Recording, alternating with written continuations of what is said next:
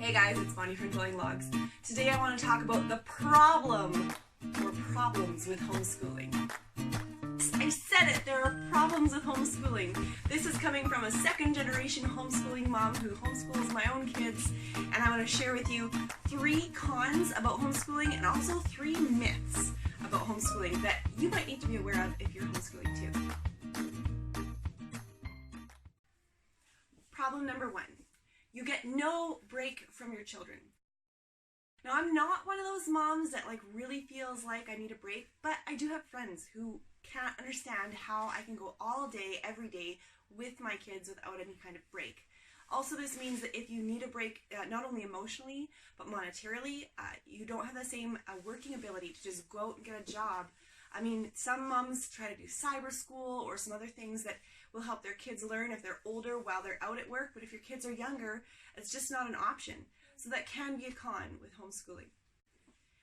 Number 2, and this is a personal one for me, it's respect for people in authority.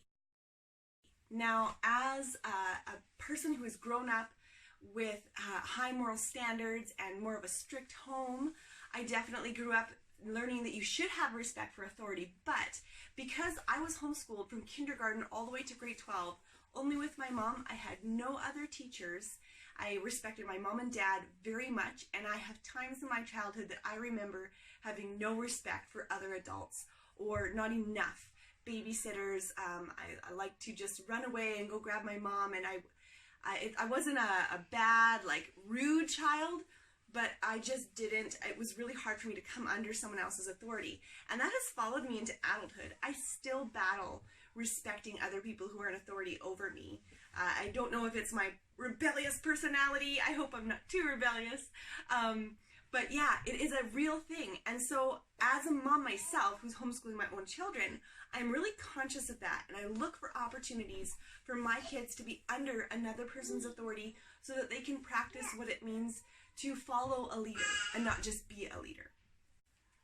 And con number 3, and this is a real one, you have to have or develop a backbone. People are criticizing homeschoolers all over, all the time, everywhere. When I was a kid, it was bad. It's still bad today, even though homeschooling has grown. People will criticize you who love you, your friends, your family.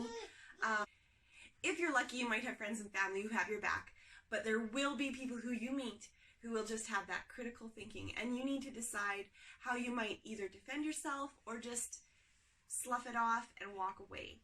And that can take a lot of courage and a backbone for sure. Okay, so let's talk about the myths. Number 1, homeschoolers are weird.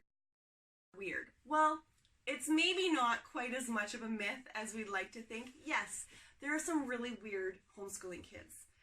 But also, myself having worked in church youth group for many years, most of those kids, majority, were not homeschooled, they were public schooled.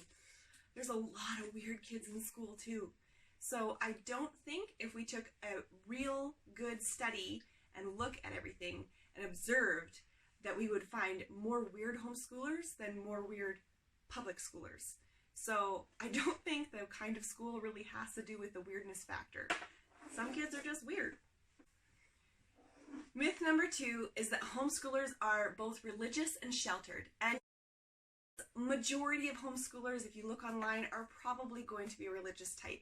You know, with today's age and rules and regulations and the way schools are going, it's really hard to have some place where you can educate your kids in your own religious values. So homeschooling provides an opportunity for that. All kinds of religions, not just Christianity, but Christianity is probably the most popular religion for homeschooling families. But it definitely doesn't necessarily mean that they're sheltered.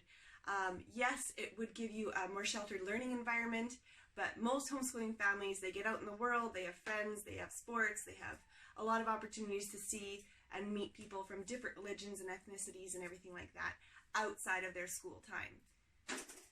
And also, if you'll notice, a big difference from back when I was homeschooled to now, there are so many more just hippies that are homeschooling, people who just don't want that rigorous, traditional schooling at the desk, drills and memorization feel.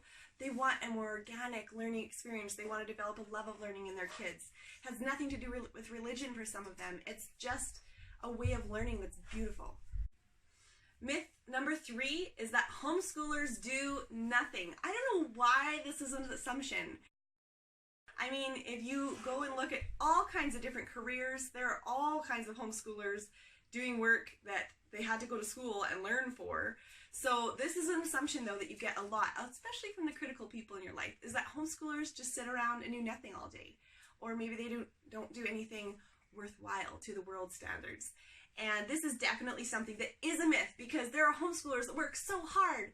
I mean, it might depend on your homeschool style. If you were to be a fly on the wall in some people's homes, you may see kids that are at the table from 9 o'clock in the morning to 4 o'clock in the afternoon, just in the books, hitting it, memorizing, getting their test scores going.